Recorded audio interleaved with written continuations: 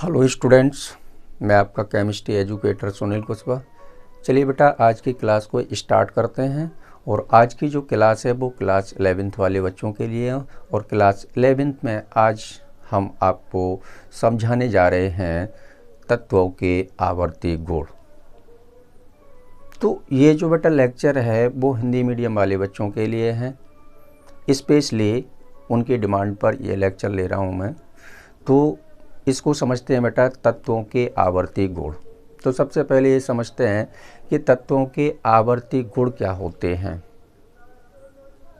तो बेटा, कॉपी और पेन को साथ में लेकर के बैठें और जो मैं बातें बोल रहा हूँ उनको कंसंट्रेट होकर सुनें और नोट भी करते जाएं।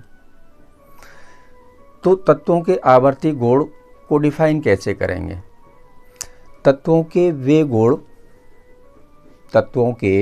वे गुण जो आवर्त सारणी में वर्ग तथा आवर्त में क्रम से आगे बढ़ने पर परिवर्तित होते हैं। मैंने क्या बोला? मैंने बोला कि तत्वों के वे गुण जो आवर्त सारणी में आवर्त तथा वर्ग में क्रम से आगे बढ़ने पर परिवर्तित होते हैं, उनको हम कहते हैं आवर्ती गुण। अब ये कौन कौन से गुण होते हैं जिनको हम आवर्ती गुण कह रहे हैं? जैसे बेटा बात करें तो एटॉमिक रेडियस, उसके बाद ionization enthalpy, electron gain enthalpy, electronegativity, metallic character, ये इस टाइप के जो गुण होते हैं इनको हम कहते हैं आवर्ती गुण। तो चलिए पहले डिफाइन को नोट करते हैं, उसके बाद क्लास को आगे कंटिन्यू करते हैं। कॉपी और पेन को आप साथ में लेकर के बैठें। तो मैंने डिफाइन क्या बोली? तत्वों के आवर्ती गुण। तो डिफाइन को मैंने बता दिया, इसको नोट भी कर रहा हूँ। तत्वों के वे गुण, नोट करते जाएं आप। तत्वों के वे गुण जो आवर्त सारणी में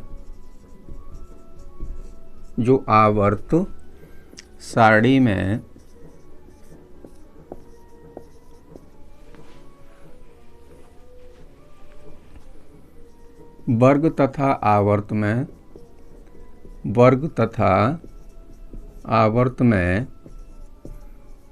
क्रमशः आगे बढ़ने पर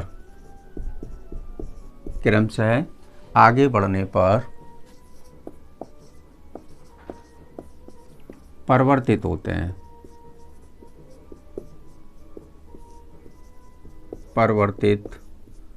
हैं, तत्वों के आवर्ती गुण कहलाते हैं। तत्वों के आवर्ती गुण कहलाते हैं। कौन कौन से भी आवर्ती गुण होते हैं? आवर्ती गुण कहलाते हैं। बहुत शॉर्ट डिफाइन है, तो डिफाइन को पहले एक बार फिर रिपीट कर रहा हूं मैं, इसको याद कर लें आप कि तत्वों के वे गुण जो आवर्त सारणी में वर्ग तथा आवर्त में क्रम से आगे बढ़ने पर परिवर्तित होते हैं, उनको हम कहते हैं आवर्ती गुण। कौन कौन से होते हैं भाई आवर्ती गुण? देखें आप। फर्स्ट नंबर एटॉमिक रेडियस, थोड़ा बहुत इंग्लिश में लिखूंगा बेटा, ठीक है ना। एटॉमिक रेडियस सभी बच्चे जानते हैं, क्या कहते हैं इसको? परमाणु त्रिज्या कहते हैं। परमाणु त्रिज्या कहते हैं। सेकंड है बेटा आयनाइजेशन एंथैल्पी। इन सभी टॉपिक पर अभी डिस्कस करने वाले हैं हम। थर्ड है बेटा, थर्ड है इलेक्ट्रॉन गेन एंथैल्पी।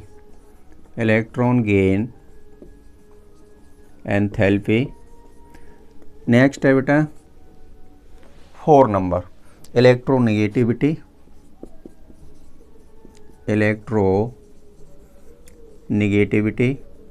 विद्युत ऋणात्मकता कहते हैं इसको हिंदी में ना। Metallic character 5 number, metallic character, धात्विक गुण, मेटलिक करैक्टर। और 6 नंबर है बेटा इलेक्ट्रोपॉजिटिविटी, विद्युत धनात्मकता। इलेक्ट्रोपॉजिटिविटी इसको कहते हैं विद्युत धनात्मकता, ठीक है ना। इसको कहेंगे बेटा आयनन ऊर्जा, आयनन ऊर्जा हिंदी में भी नोट कर लें आप। इसको कहेंगे बेटा इलेक्ट्रॉन बंधुता, इलेक्ट्रॉन बंधुता। इसको बोलेंगे विद्युत ऋणात्मकता, विद्युत ऋणात्मकता। नेक्स्ट है बेटा धात्विक गुण, मेटलिक कैरेक्टर, धात्विक गुण। नेक्स्ट है विद्युत धनात्मकता, इलेक्ट्रोपॉजिटिविटी मीन्स विद्युत धनात्मकता। चलिए हिंदी में भी मैंने नोट कर दिया है, आप नोट कर लें इस चीज़ को। तो मैंने आपको बताया कि तत्वों के आवर्ती गुण क्या होते हैं, उसके डिफाइन को मैंने बताया। फिर उससे रिलेटेड जो गुण हैं हमारे, परमाणु त्रिज्या है, आयनन ऊर्जा है, इलेक्ट्रॉन बंधुता है, विद्युत ऋणात्मकता है, धात्विक गुण है और विद्युत धनात्मकता है। ये क्या हैं? ये सभी जो प्रॉपर्टीज़ हैं, ये सभी गुण हैं, वो तत्वों के आवर्ती गुण हैं। चलिए नोट कर लें इसको, फिर इरेज कर रहे हैं हम इसको, आगे चलते हैं भाई। एटॉमिक रेडियस को हम एक्सप्लेन करने वाले हैं। इसको नोट करते जाएं या स्क्रीनशॉट लेते जाएं आप। चलिए अब आगे समझते हैं बेटा एटॉमिक रेडियस। तो आप सभी जानते हैं कि एटॉमिक रेडियस क्या होता है। बेटा ये एटम है, ये एटम है, ये इसका न्यूक्लियस है एटम का। यहाँ पर मान लिया मैंने कोई इलेक्ट्रॉन है, ठीक है ना। यहाँ पर ये सेल है, इसमें इलेक्ट्रॉन्स है। तो उस न्यूक्लियस से और लास्ट इलेक्ट्रॉन के बीच की दूरी का जो डिस्टेंस होता है, इसको हम कहते हैं रेडियस। एटम की है इसलिए एटॉमिक रेडियस, तो इसको हम बोलते हैं बेटा रेडियस। रेडियस को हम एंगस्ट्रॉम में नापते हैं, रेडियस को एंगस्ट्रॉम में नापते हैं। और ये आपको पता है कि 1 एंगस्ट्रॉम जो होता है वो 10⁻⁻10 मीटर के होता है, ठीक है ना। तो हमने बोला कि एटॉमिक रेडियस क्या होता है कि किसी एटम के केंद्र से, क्या डिफाइन लिखेंगे आप, किसी परमाणु के केंद्र से अंतिम इलेक्ट्रॉन तक की दूरी को हम परमाणु त्रिज्या कहते हैं। क्या बोला मैंने बोला कि किसी परमाणु के केंद्र से, ये इसका सेंटर है परमाणु का, तो किसी परमाणु के केंद्र से, और अंतिम इलेक्ट्रॉन कहाँ पर है, यहाँ पर है, तो किसी परमाणु के केंद्र से अंतिम इलेक्ट्रॉन तक की दूरी को हम परमाणु त्रिज्या कहते हैं। बात क्लियर हो गई। चलिए अब इसके ट्रेंड को समझते हैं। डिफाइन मैंने बता दिया आपको, नोट करते जाएंगे। कॉपी और पेन को आप साथ में लेकर के बैठें, क्योंकि मैं बार बार बोलता हूं बेटा, हर एक क्लास में कहता हूं बच्चों से मैं कि कॉपी और पेन को साथ में लेकर के बैठें, क्योंकि जब तक आप लिखेंगे नहीं आपके कुछ समझ में आने वाला नहीं है। तो डिफाइन मैंने बता दिया, उसको आपने नोट कर लिया। किसी परमाणु के केंद्र से अंतिम इलेक्ट्रॉन तक की दूरी को हम परमाणु त्रिज्या कहते हैं। क्लियर हो गया। चलिए अब आगे बढ़ते हैं। अब हमें समझना ये है कि पीरियोडिक टेबल में क्या ऊपर से नीचे आने पर, ऊपर से नीचे हमेशा ग्रुप में आया जाता है और बाएं से दाएं बेटा हम आवर्त में चलते हैं। अब ये आपको पता है कि पीरियोडिक टेबल में, ये लेक्चर नंबर 1 में बताया था, पीरियोडिक टेबल को एक्सप्लेन किया था वहाँ पर। तो पीरियोडिक टेबल में यानी आवर्त सारणी में 7 आवर्त होते हैं और 18 वर्ग होते हैं। वर्ग में हमेशा ऊपर से नीचे चलते हैं और आवर्त में हम लेफ्ट टू राइट चलते हैं, यानी बाएं से दाएं चलते हैं। क्लियर है ना। तो हम यहाँ पर ये बताने जा रहे हैं आपको ट्रेंड इन ग्रुप। ट्रेंड इन ग्रुप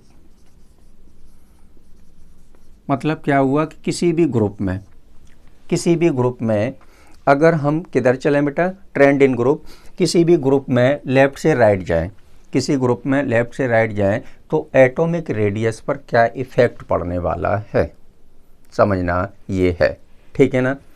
तो चलिए यहाँ पर एक सिंबॉलिक मैं बना रहा हूँ, उसको आप ध्यान से देखिएगा, ठीक है ना। तो बेटा एटॉमिक रेडियस जो होता है वो अप टू बॉटम आने पर, मैंने क्या बोला, मैंने बोला कि अप टू बॉटम आने पर इंक्रीज होता है। इंक्रीज होता है मीन्स बढ़ता है। एटॉमिक रेडियस ऊपर से नीचे आने पर इंक्रीज होता है। रीजन क्या है, due to increase in number of sales. Increase होता है। इधर चलते हैं बेटा लेफ्ट से राइट, ये हो गया ऊपर से नीचे, ऊपर से नीचे आने पर, ऊपर से नीचे आने पर परमाणु त्रिज्या का मान बढ़ता है।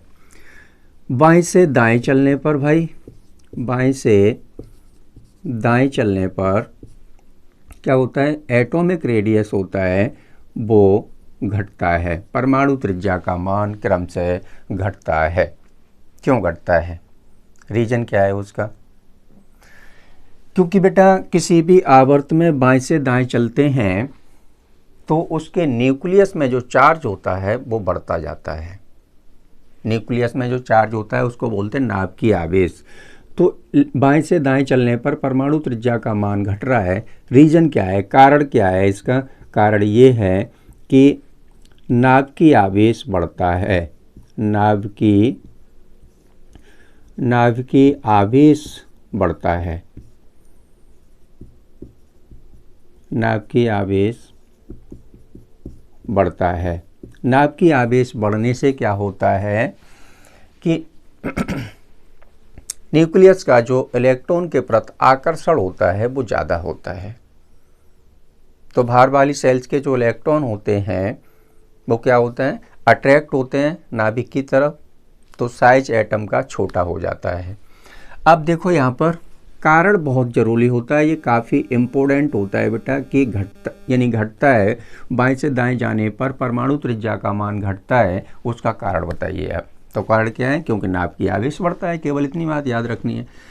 नेक्स्ट बात करते हैं कि ऊपर से नीचे आने पर परमाणु त्रिज्या बढ़ रही है, परमाणु त्रिज्या का मान बढ़ता है। कारण क्या है, क्योंकि नंबर ऑफ सेल इंक्रीज होते हैं। तो रीजन क्या हो गया, number of sales increases, number of sale क्या होते हैं बेटा, बढ़ते जाते हैं, यानी सेल नंबर, कोषों की संख्या बढ़ती जाती है। हिंदी में भी लिख दे रहा हूं मैं, क्योंकि बेटा कोषों की संख्या बढ़ती जाती है। कोषों की संख्या बढ़ने के कारण क्या होता है कि परमाणु का जो आकार होता है वो बढ़ता जाता है। चलिए अब इसके एग्जाम्पल की बात कर लेते हैं। कुछ एग्जाम्पल बताने जा रहा हूं मैं।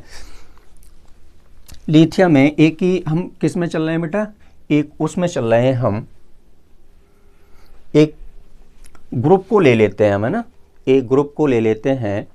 एक ग्रुप है हमारे पास,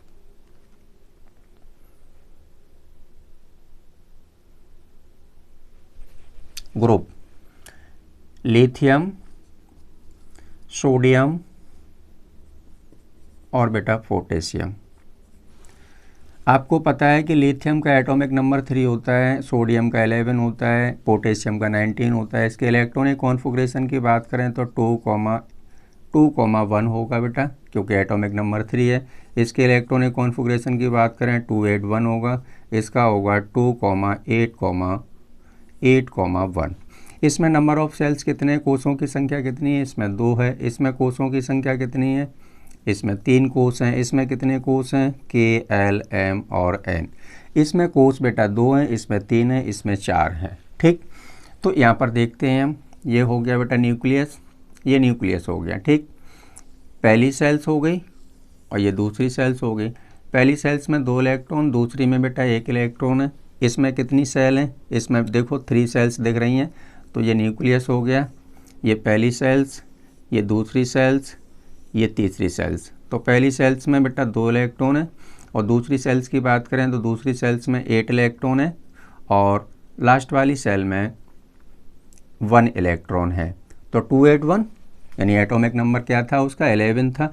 तो पहली सेल में 2 इलेक्ट्रॉन, दूसरी में 8 और तीसरी में, यानी M सेल में कितने इलेक्ट्रॉन है, 1 इलेक्ट्रॉन है। तो 3 सेल्स हो गई इसमें। अब देखो यहाँ से यहाँ पर आए हम, लिथियम से सोडियम पर आए, यानी एक ही ग्रुप के एलिमेंट है, lithium, sodium, potassium, rubidium, caesium and francium. ये सभी क्या है, एक ही ग्रुप के एलिमेंट हैं। तो ऊपर से नीचे हम आ रहे हैं, तो इसका साइज देखो, इसका साइज देखो, आपको कुछ अंतर नज़र आ रहा है। यहाँ पर 2 सेल्स हैं, यहाँ पर 3 सेल्स हैं। तो इस लिथियम से सोडियम जो एटम है वो बड़ा है। अब पोटेशियम की बात करते हैं। पोटेशियम के पास 4 सेल्स हैं, 4 सेल्स हैं। तो ये बेटा न्यूक्लियस हो गया, ये पहली सेल्स, ये दूसरी सेल्स, ये तीसरी सेल्स और ये बेटा चौथी सेल्स। तो पहली सेल में कितने इलेक्ट्रॉन है? 2 इलेक्ट्रॉन है पहली सेल में। दूसरी में कितने हैं? 8 इलेक्ट्रॉन है। तीसरी में भी 8 है और लास्ट वाली सेल में बेटा 1 इलेक्ट्रॉन है। तो यहाँ पर कितने सेल हैं? 4 सेल हैं। इसमें बेटा 2 सेल हैं। तो सबसे छोटा जो एटम है वो लिथियम है, यानी एटॉमिक रेडियस है वो लिथियम की कम है, किसकी अपेक्षा? सोडियम की अपेक्षा। और सोडियम की जो एटॉमिक रेडियस है वो पोटेशियम की अपेक्षा छोटी है। तो किसी भी ग्रुप की अगर बात करें तो किसी भी ग्रुप में ऊपर से नीचे आने पर परमाणु त्रिज्या का मान बढ़ता जाता है। रीजन क्या है? क्योंकि कोषों की संख्या बढ़ती जाती है। कोषों की संख्या बढ़ने से परमाणु का आकार बढ़ता जाता है। क्लियर हो गया? तो मैंने ये डायग्राम भी बना दिए हैं, इनको आप बना सकते हैं। फिर उसके बाद हम पीरियड की बात करते हैं कि पीरियड में लेफ्ट से राइट जाने पर परमाणु त्रिज्या पर क्या प्रभाव पड़ता है। परमाणु त्रिज्या बढ़ती है या घटती है। सिंबॉलिक में मैंने लिख दिया है कि बाएं से दाएं जाने पर परमाणु त्रिज्या का मान घटता जाता है, क्योंकि नाभ की आवेश बढ़ने के कारण। क्लियर है ना? तो चलिए इसको नोट कर लें फटाफट, इसके बाद इरेज करते हैं इसको ना। तो ट्रेंड इन ग्रुप में आपको क्या करना है? ट्रेंड इन ग्रुप में आपको एक फैक्टर लिखना है। फैक्टर क्या है? ये काफ़ी इम्पोर्टेंट होते हैं। फैक्टर में क्या देखा हमने? अभी जो हमने एक्सप्लेन किया था कि किसी ग्रुप में अप टू बॉटम आ रहे हैं तो एटम का जो साइज है वो बढ़ रहा है। क्या कारण था? वहाँ पर कोषों की संख्या बढ़ रही थी, नंबर ऑफ सेल्स इंक्रीज हो रहे थे। ठीक है ना? ये रीज़न था। तो यहाँ पर फैक्टर देखें कि जो एटॉमिक रेडियस होता है, परमाणु त्रिज्या होता है, वो डायरेक्टली प्रोपोर्शनल होता है कोषों की संख्या के। मैंने क्या बोला? जो परमाणु त्रिज्या होता है बेटा, यानी परमाणु त्रिज्या डायरेक्टली प्रोपोर्शनल होता है कोषों की संख्या के। कोषों की संख्या के ये फैक्टर था। काफ़ी इम्पोर्टेंट फैक्टर है, इसको आप नोट कर सकते हैं। ठीक, अब चलते हैं आगे। ट्रेंड इन पीरियड, पीरियड में देखते हैं। ट्रेंड इन पीरियड, हिंदी में कहते हैं आवर्त में क्रमिक परिवर्तन। आवर्त में क्रमिक परिवर्तन, क्या परिवर्तन होता है आवर्त में? आवर्त में क्रमिक परिवर्तन, trends in period. Trend in period, देखो यहाँ पर फैक्टर पहले ही बता दे रहा हूँ मैं आपको क्या फैक्टर है। फैक्टर को नोट कर लें आप। फैक्टर है यहाँ पर कि जो परमाणु त्रिज्या होती है, परमाणु त्रिज्या जो होती है वो इन्वर्सली प्रोपोर्शनल होती है नाभ की आवेश के। नाभ की आवेश के। अब नाभ की आवेश क्या होता है? नाभिक के अंदर जो आवेश होता है उसको नाभ की आवेश कहते हैं भाई। नाभिक के अंदर जो आवेश होता है उसको नाभ की आवेश कहते हैं। तो नाभ की आवेश ये फैक्टर है कि परमाणु त्रिज्या बेटा इन्वर्सली प्रोपोर्शनल होती है नाभ की आवेश के। तो कहने का मतलब ये है कि नाभ की आवेश अगर इंक्रीज होगा, नाभ की आवेश बढ़ेगा तो परमाणु त्रिज्या घटेगी। इन्वर्सली प्रोपोर्शनल है। नाभ की आवेश जितना कम होगा उतनी परमाणु त्रिज्या उसकी ज़्यादा होगी। ठीक, अब यहाँ पर एग्जाम्पल लेते हैं हम। एक ही पीरियड के एलिमेंट्स को हमें लेना है। तो सोडियम, मैग्नीशियम और इधर ले लेते हैं बेटा एल्यूमिनियम। इसका एटॉमिक नंबर 11 होता है तो 281। इसका 12 होता है तो 2 8 और 2। इसका 13 होता है तो 2 8 और 3। इलेक्ट्रॉनिक कॉन्फ़िगरेशन बना दी मैंने। चलिए यहाँ पर कितने हैं बेटा सेल्स? सेल्स देखो यहाँ पर सेल्स में कोई चेंजिंग नहीं हुई है, उतने ही सेल हैं, यानी उतने ही कोष हैं। तो KLM, KL और M तीनों ही जो एटम हमने लिए हुए हैं, तीनों ही एलिमेंट जो हमने लिए हुए हैं, तीनों ही तत्व में क्या है कि उसमें कोषों की संख्या बराबर है। दिख रही है ना आपको? इसमें भी 3 कोष हैं बेटा, इसमें भी 3 कोष हैं, इसमें भी 3 कोष हैं, यानी सभी में 3 ही कोष हैं। तीनों एलिमेंट में, तीनों तत्वों में 3-3 कोष हैं। अब यहाँ पर देखते हैं हम कि इसकी स्ट्रक्चर क्या होगी। तो इसके पास 3 सेल हैं। तो ये हो गया बेटा न्यूक्लियस, ये पहली सेल्स और ये इसकी दूसरी सेल्स। इसमें कितने इलेक्ट्रॉन हैं? पहली सेल्स में 2 इलेक्ट्रॉन हैं। दूसरी सेल्स में बेटा कितने हैं, 8 इलेक्ट्रॉन हैं, तो 8 इलेक्ट्रॉन मैंने फिल कर दिए। तीसरी सेल्स में कितने इलेक्ट्रॉन है, 1 इलेक्ट्रॉन है, तो मैंने तीसरी में 1 फिल कर दिया। यहाँ पर देखो पहली सेल में बेटा 2 इलेक्ट्रॉन है, दूसरी सेल में 8 इलेक्ट्रॉन है, 1 2 3 4 5 6 7 और 8। तीसरी सेल्स में कितने इलेक्ट्रॉन है, 2 इलेक्ट्रॉन है, तो 1 2। इधर देखते हैं इसकी क्या स्ट्रक्चर होगी, न्यूक्लियस हो गया। 2 इलेक्ट्रॉन पहली सेल्स में, दूसरी सेल्स में 8 इलेक्ट्रॉन होंगे, क्लियर है ना, दूसरी में 8 इलेक्ट्रॉन होंगे। तीसरी सेल्स में बेटा कितने इलेक्ट्रॉन होंगे, 3 हैं, 3 इलेक्ट्रॉन हो गए, ठीक है ना।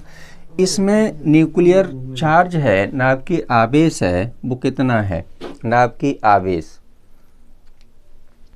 तो इसमें 11 प्रोटॉन होंगे, इसमें 12 प्रोटॉन होंगे और इसमें 13 प्रोटॉन होंगे, ठीक है ना, 13 प्रोटॉन होंगे। अब यहाँ पर देखते हैं कि नाभिक की आवेश इसमें कितना है, इसमें 13 है नाभिक की आवेश, ठीक। इसमें कितना है, इसमें है बेटा 12 नाभिक की आवेश। इसमें कितना है, इसमें नाभिक की आवेश है हमारा 11। तो नाभिक की आवेश जिसमें क्या होगा, जिसमें ज़्यादा होगा, नाभिक की आवेश जिसमें, यहाँ पर क्या लिखा हुआ है, परमाणु त्रिज्या इन्वर्सली प्रोपोर्शनल होती है नाभिक की आवेश के। तो नाभिक की आवेश जिसका ज़्यादा होगा उसकी परमाणु त्रिज्या कम होगी, सीधी सीधी बात है। तो यहाँ पर क्या देखने के लिए मिल रहा है कि इसमें जो नाभिक की आवेश है वो 11 है, इसमें नाभिक की आवेश है वो क्या है, 12 है, इसमें नाभिक की आवेश 13 है, यानी 13 है। तो इसमें जो ये वाला इलेक्ट्रॉन्स हैं, इसको अट्रैक्ट करने की न्यूक्लियस में जो पावर है, नाभिक में जो पावर है वो सबसे ज़्यादा है। यहाँ पर इस इलेक्ट्रॉन को बेटा 13 प्रोटॉन अपनी तरफ खींच रहे हैं, 13 पॉजिटिव चार्ज इसको अपनी तरफ खींच रहा है। तो क्या होगा कि खींचेगा तो ये सेल्स है यानी कोश है वो सिकुड़ती जाएगी। सेल जब सिकुड़ेगी बेटा तो जो नाभिक का आकार है वो छोटा होगा। यहाँ पर इस इलेक्ट्रॉन को बेटा 12 प्रोटॉन खींच रहे हैं, अपनी तरफ अट्रैक्ट कर रहे हैं। तो ये जो इलेक्ट्रॉन्स है इसको खींचेंगे, ये नाभिक इसको खींचेगा, अपनी तरफ अट्रैक्ट करेगा, तो क्या होगा कि इसकी सेल्स क्या होगी, सिकुड़ती जाएगी। यहाँ पर देखो 13 प्रोटॉन इस इलेक्ट्रॉन को अपनी तरफ अट्रैक्ट कर रहे हैं।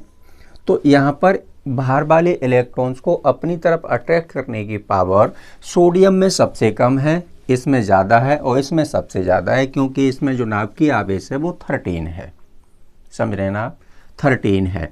तो नाभिक की आवेश सबसे ज़्यादा बेटा किसका है, एल्यूमिनियम का, उससे कम है किसका, मैग्नीशियम का, उससे कम है सोडियम का। तो सबसे जो छोटा एटम होगा वो एल्यूमिनियम होगा, एल्यूमिनियम से बड़ा होगा वो कौन होगा, मैग्नीशियम, और मैग्नीशियम से बड़ा होगा वो सोडियम होगा। क्लियर हो गया। तो हमने क्या बोला, हमने ये बोला था कि किसी आवर्त में बाएं से दाएं जाने पर, किसी आवर्त में बाएं से दाएं जाने पर परमाणु त्रिज्या का मान घटता जाता है। रीज़न क्या है, कारण क्या है, क्योंकि नाभिक की आवेश क्रमशः बढ़ता जाता है। नाभिक की आवेश बढ़ने से लास्ट वाले सेल्स में जो इलेक्ट्रॉन होता है उस पर न्यूक्लियस का आकर्षण अधिक होता है। अधिक होने के कारण जो बाहर वाली सेल्स होती है वो नाभिक की तरफ सिकुड़ती जाती है और परमाणु का आकार छोटा हो जाता है। चलिए इसको नोट कर लें, फिर आगे बढ़ते हैं। अब समझते हैं बच्चों कोवैलेंट रेडियस, और कोवैलेंट रेडियस को हिंदी में कहते हैं सहसंयोजक त्रिज्या। समझ रहे ना, सहसंयोजक त्रिज्या। तो सहसंयोजक त्रिज्या को समझने से पहले मैं यहाँ पर एक बात बताना चाहूँगा, उसके बाद डिफाइन उसकी मैं बताने वाला हूँ आपको। तो जैसे ये बेटा हाइड्रोजन एटम है, हाइड्रोजन एटम है यानी H2 मॉलिक्यूल है, इसको समझें आप।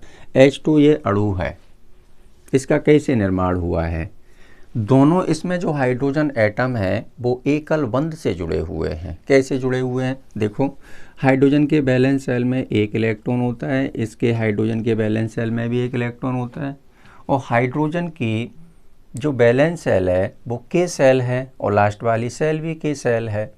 तो K सेल होती है वो 2 इलेक्ट्रॉनों से कंप्लीट होती है, समझ रहे हैं ना आप। 2 इलेक्ट्रॉनों से कंप्लीट होती है।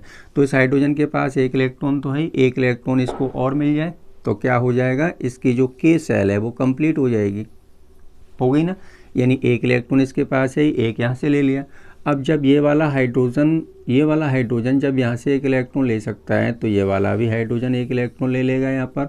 तो इन दोनों हाइड्रोजन एटम के बीच में क्या होगा कि 1-1 इलेक्ट्रॉन की इक्वल शेयरिंग हो रही है, समान साझेदारी हो रही है, बराबर की साझेदारी हो रही है। 1 इलेक्ट्रॉन वो इसको दे रहा है, 1 इलेक्ट्रॉन ये उसको दे रहा है, तो बराबर साझेदारी हो रही है। तो इसको हम क्या बोलते हैं बेटा, इक्वल शेयरिंग बोलेंगे। तो इनके बीच में 1-1 इलेक्ट्रॉन की शेयरिंग हो रही है तो इनके बीच में आएगा सिंगल कोवैलेंट बॉन्ड, इसको बोलते हैं सिंगल कोवैलेंट बॉन्ड। इतनी बात क्लियर हो गई।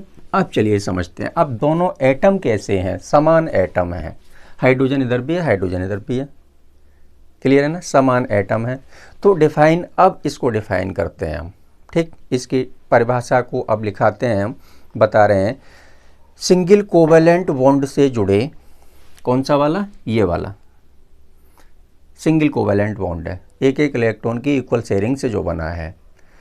तो सिंगल कोवैलेंट बॉन्ड से जुड़े 2 समान परमाणुओं के नाभिकों के बीच की दूरी का आधा क्या कहलाएगा, 1 कोवैलेंट रेडियस, सहसंयोजक त्रिज्या कहलाती है। तो मैंने क्या बोला, डिफाइन को नोट करें अब आप, ठीक है ना, डिफाइन को नोट करें। सिंगल कोवैलेंट बॉन्ड से जुड़े, सिंगल कोवैलेंट बॉन्ड से जुड़े 2 समान परमाणुओं के, समान 2 समान परमाणुओं के नाभिकों के बीच की दूरी का आधा सहसंयोजक त्रिज्या कहलाता है, सहसंयोजक त्रिज्या कहलाता है। डिफाइन क्लियर होगी सभी बच्चों को, सहसंयोजक त्रिज्या कहलाता है। मैंने क्या बोला था यहाँ पर, सिंगल कोवैलेंट बॉन्ड से जुड़े, देखो वर्डों पर ध्यान दो, सिंगल कोवैलेंट बॉन्ड से जुड़े 2 समान परमाणु, 2 समान परमाणु है, एक हाइड्रोजन ये है, एक हाइड्रोजन ये है, हाइड्रोजन इधर भी है, हाइड्रोजन इधर भी है, और दोनों hydrogen atom single covalent bond से जुड़े हुए हैं।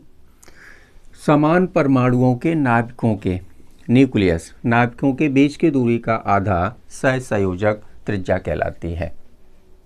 ठीक, चलिए एक एग्जाम्पल की बात कर लेते हैं। इसी हाइड्रोजन की अगर हम बात करें तो इस हाइड्रोजन का न्यूक्लियस ये है बेटा, और दूसरे हाइड्रोजन का न्यूक्लियस ये दोनों ही हाइड्रोजन हैं, दोनों ही हाइड्रोजन हैं। इसका न्यूक्लियस ये हो गया, ये एक एटम है, ये भी एक एटम है, इसका न्यूक्लियस ये हो गया भैया, इसका न्यूक्लियस ये हो गया, ठीक है ना। अब इस न्यूक्लियस के बीच का जो डिस्टेंस है, दोनों हाइड्रोजन एटम के न्यूक्लियस के बीच का जो डिस्टेंस है, इसको हमने यहाँ पर मान लिया क्या, ये वाला डिस्टेंस, इस वाले डिस्टेंस की बात कर रहे हैं।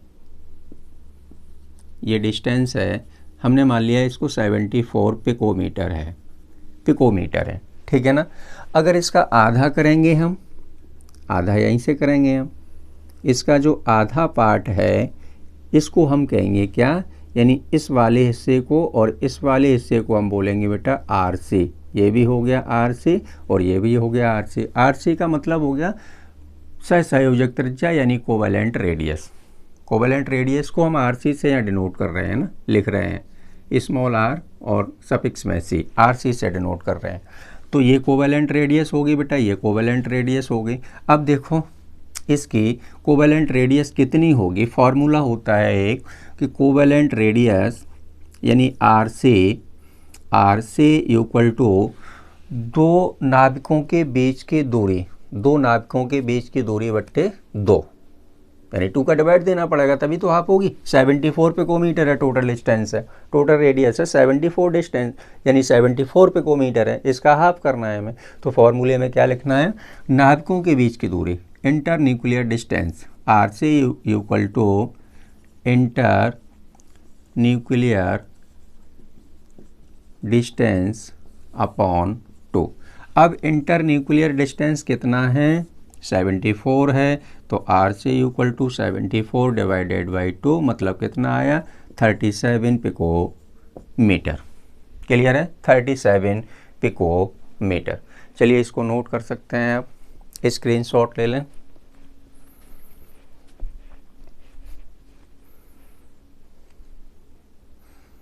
हो गया ना। तो चलिए आज की क्लास को बेटा यहीं समाप्त करते हैं क्योंकि टाइम हो चुका है। तो अगले नेक्स्ट लेक्चर में मैं आपको बताऊंगा वान डर वाल्स रेडियस, उसके बाद आयनाइजेशन एंथैल्पी बताऊंगा, उसी में इलेक्ट्रॉन गेन एंथैल्पी भी एक्सप्लेन करूंगा।